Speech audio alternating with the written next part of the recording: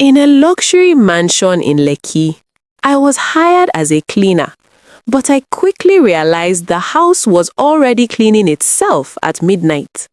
My boss warned me never to touch the door with the heavy black padlock, but on the 9th night, I heard someone or something cooking inside. What I found when I finally turned that key didn't just break my heart, it changed my life forever. Amara stood at the gate of the big house in Lekki. She held her only bag tight. It was small and contained everything she owned.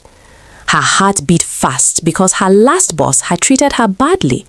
She was falsely accused of stealing and sent away without her pay. She carried a shame that was not hers. She needed this job to survive. She had learned early that some fights cost too much. Even when the driver charged her double for getting lost, she did not argue. She just paid him and walked toward the massive front door. When Amara stepped inside, she stopped and stared. She had never seen a house so clean. The white marble floors caught the light and shone like mirrors. The blue throw pillows on the sofa were set at perfect angles. There was not a single cup in the kitchen sink. Everything was in its exact place. Amara had cleaned many Lagos homes before. She knew what this kind of order meant. It meant someone was working very hard to make the house look perfect. It felt like they were trying to hide the fact that something was very wrong. As Madame Sandra showed her the house, Amara noticed something strange. In the long hallway, there was a door second from the left. It was not like the others. It had a very heavy black padlock on it. It was a kind of lock someone buys when they really want to keep people out. Amara looked at it for a second too long. Madame Sandra stopped walking and turned around. Her face was cold. She did not even look at the door when she spoke. She just stared at Amara with very tired, serious eyes. "That room does not need any cleaning," Madame Sandra said firmly. Her voice was low and sharp. "It does not need to be entered by you or anyone else. Just leave it alone." She said the words twice to make sure Amara understood. Amara nodded quickly, but she felt a chill. Why would a bedroom in a clean house need a heavy lock? Madame Sandra turned and walked away, her silk robe whispering against the floor. Amara stood in the hallway alone. She looked at the locked door one last time before heading to her own small room. Thanks for watching Franki Stories. If you're enjoying this, help us reach more people by hitting subscribe and liking this video. Now, let's get back to the story. The first few days were quiet. Amara worked hard, but the house always seemed to clean itself. The mystery of the locked door remained, but she pushed it to the back of her mind. She needed this job. Then, on the 6th night, a strange sound woke her. It was around midnight. The house should have been sleeping, but Amara heard the soft shuffle of feet in the kitchen.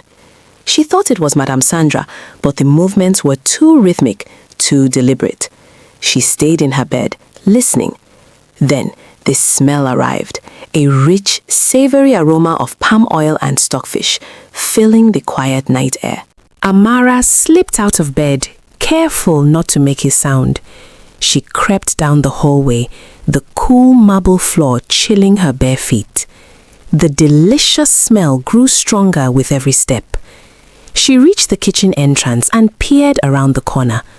The room was dark, but a faint warm glow emanated from the stove. There was no one there. No one was cooking. No pots were boiling. The smell hung heavy in the air, a phantom of a meal. But the kitchen was empty. The next few nights were the same. The midnight sounds, the ghostly smells.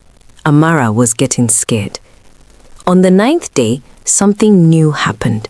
She walked into the kitchen in the morning, and there, on the spotless granite counter, sat a small wooden radio. It was old and scratched, a relic from another time. It had not been there the night before. This belonged to Madame Sandra's husband, a man who had been burned for 11 months. Amara's heart pounded in her chest. The next few nights were the same. The midnight sounds, the ghostly smells. Amara was getting scared. On the 9th day, something new happened. She walked into the kitchen in the morning, and there, on the spotless granite counter, sat a small wooden radio. It was old and scratched, a relic from another time. It had not been there the night before. This belonged to Madame Sandra's husband, a man who had been burnt for 11 months. Amara's heart pounded in her chest. That night, at midnight, Amara had it again. But this time, it wasn't the sound of cooking. It was the sound of cleaning. The soft shush-shush of a broom. The gentle squeak of a wet cloth against a window. Amara got out of bed, determined to find the source of the noise. She crept down the hallway, her heart hammering in her chest. The sound led her towards the living room. She stepped into the living room and froze. There, bathed in the moonlight, was a figure. A man with grey hair wearing a white traditional senator outfit. He was tall, but his form was slightly translucent, shimmering gently. He held a broom and was sweeping the immaculate floor. Amara gasped, her hand flying to her mouth. The ghost stopped sweeping and looked at her. Amara stood frozen as the tall man in the white senator outfit continued his work. He did not look scary or like the ghosts she had seen in movies. He looked peaceful, almost happy, as he polished the wooden dining table with his soft cloth. His movements were slow and full of care, as if every inch of this house mattered to him deeply. He looked like a man who had built something with his own hands and refused to let it fall into ruin. Amara realized he wasn't haunting the house, he was still taking care of it. The next morning, the house was silent again. Madame Sandra came downstairs, her silk robe dragging behind her. She looked like she hadn't slept at all.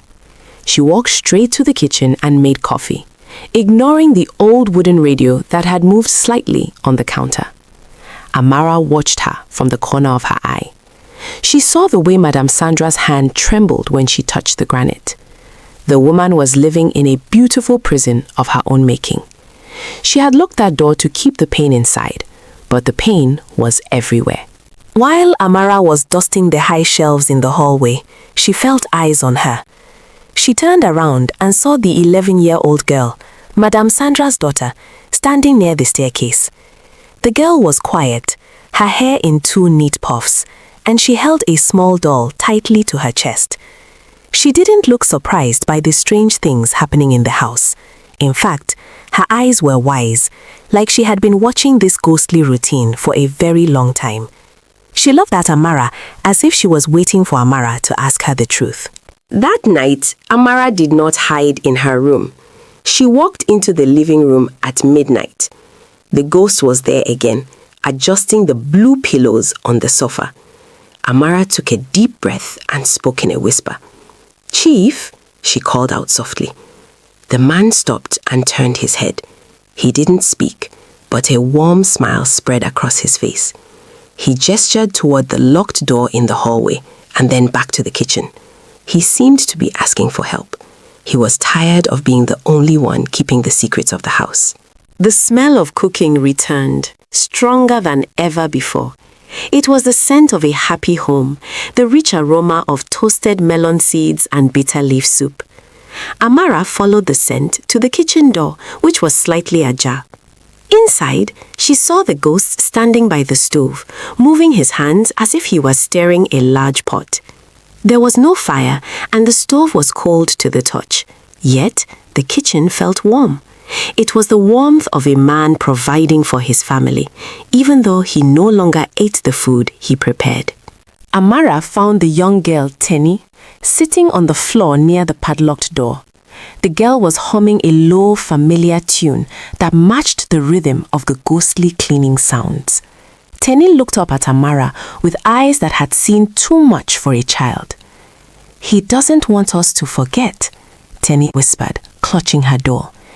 "He thinks if he stops cleaning, we will disappear like he did." Amara sat beside her on the cool floor. The air near the door felt heavy and freezing, yet the smell of fresh laundry drifted from under the locked frame. Madam Sandra entered the hallway and saw them sitting there. Her face turned from tired to angry in a second. "I told you to stay away from this door," she shouted, her voice echoing through the large house. Her expensive silk robe flared behind her like wings. But as she yelled, the heavy padlock began to shake violently. The metal rattled against the wood with a loud clanging sound. Madam Sandra stopped talking and turned pale. She stared at the lock, her hands covering her mouth. The secrets she had buried were starting to fight their way back out. The house became cold, and the smell of palm oil turned into the scent of old rain. Even though no one was visible, the air felt full of people. Madame Sandra began to cry, leaning against the opposite wall. "I can't let you stay, Chief," she sobbed into her hands. "I can't live with a ghost. I need to move on, but you keep fixing everything I tried to break." Amara realized then that the perfect house was a battleground. The wife wanted to mourn and let go, but the husband was trapped in his duty to protect. Amara knew she had to do something to stop the cycle of grief. She remembered the old wooden radio in the kitchen. She ran back to the kitchen and began searching through the high cupboards.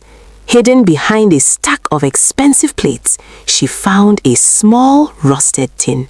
Inside was a single heavy silver key.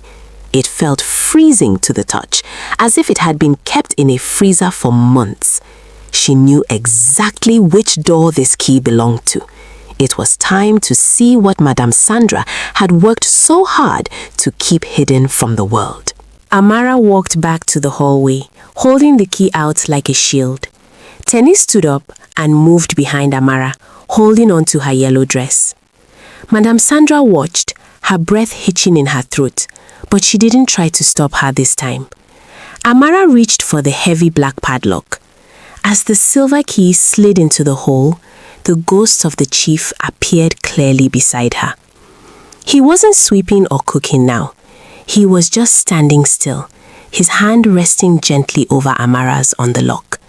He was ready for the door to finally open. The lock clicked with a heavy metallic sound that echoed through the silent hallway. As the padlock fell away, the door swung open slowly on its own. Amara stepped inside, her heart racing. The room was not filled with dust or trash. Instead, it was a perfectly preserved office, smelling of old books and expensive leather. On the desk sat an unfinished letter and a pair of reading glasses, exactly where the chief had left them 11 months ago. This was the heart of the house, the place where time had stopped, the moment the great man died. Amara walked towards the desk and looked at the paper. The handwriting was bold and clear. It was a letter addressed to Madame Sandra and Tenny. The chief had been writing it the very night he passed away. In the letter, he spoke about his love for his family and his hope that the house would always be a place of laughter, not a place of silence. He had realized his time was short. He wanted his wealth to build a future, not a museum for his memory. Amara felt a deep sense of peace coming from the paper. Madame Sandra finally stepped into the room she had avoided for nearly a year. Her legs were weak, and she sank into the leather chair, clutching the letter to her chest. As she read her husband's final words, the heavy weight of her grief seemed to lift. She realized that by locking the door, she had trapped his spirit in a cycle of chores and cleaning. He wasn't trying to haunt her. He was trying to finish his goodbye. She began to weep, but these were not the bitter tears of before. These were tears of release and healing. The ghost of the chief moved toward the window and looked out at the Lekki horizon. For the first time, he didn't reach for a broom or a polishing cloth. He looked at Amara and nodded his head in thanks. He had found someone brave enough to look past the fear and see the truth. His white senator outfit began to glow brighter, turning from a cold blue to a warm, brilliant gold. The room felt lighter, as if a great wind had come through and cleared away all the stagnant air and the smell of old sorrow. The next day, Amara woke up to a house that felt completely different. The sun seemed to reach corners that had been dark for months. There was no sound of ghostly cleaning at midnight, and the kitchen no longer smelt of phantom food. Madame Sandra came downstairs dressed not in a robe, but in a bright, colorful dress. She looked at Amara and truly smiled for the first time. "Make a large breakfast, Amara," she said. "A real one. We are going to open all the windows today and let the house breathe again." The neighbors in Lekki noticed the change immediately. For months, the house had been a place of shadows and hushed whispers. But now, the heavy curtains were pulled back wide. Amara stood on the balcony, shaking out the colorful rugs and letting the dust fly away into the wind. People walking by stopped to stare at the lively home. They had spent a long time believing the house was cursed or filled with bad luck. Now, they saw a young girl in a yellow dress working with a song in her heart, turning a graveyard back into a home. Tenny began to play throughout the house, her laughter filling the rooms that were once silent. She followed Amara into the kitchen, no longer clutching her doll in fear, but using it to play games. "He is gone to rest, isn't he?" Tenny asked, while helping Amara peel yams for lunch. Amara nodded, smiling at the young girl. Tenny finally started talking about her father, sharing happy stories instead of keeping them locked inside her mind. The heavy secret she had carried alone for 11 months was gone, replaced by the simple joy of being a child again. Amara walked past the hallway where the dreaded door stood. The heavy black padlock was gone, replaced by a simple, elegant brass handle. The door remained open most of the day, allowing the scent of the chief's library to mix with the fresh air of the house. Amara no longer felt a chill when she walked by.